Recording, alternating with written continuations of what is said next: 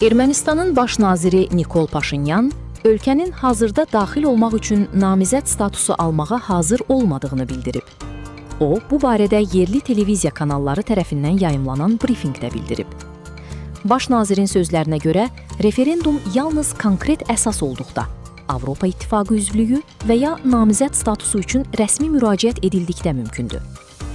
Ermənistan ən azı rəsmi olaraq Avropa İttifaqı üzvlüyünə müraciət etməli və ya namizəd statusuna malik olmalıdır. Hazırda bunların heç biri yoxdur, çünki biz obyektiv olaraq hazır deyilik, Paşinyan deyib. O əlavə edib ki, ölkənin islahatlara ehtiyacı var. Baş nazir həmçinin vurğulayıb ki, İrəvan islahat prosesini sürətləndirmək niyyətindədir. Paşinyanın sözlərinə görə Ermənistan Avrasiya İqtisadi Birliyindəki üzvlüyündən məhrum edilə bilməz, çünki qurumun daxilində qərarlar konsensus yolu ilə qəbul olunur və ölkənin veto hüququ var.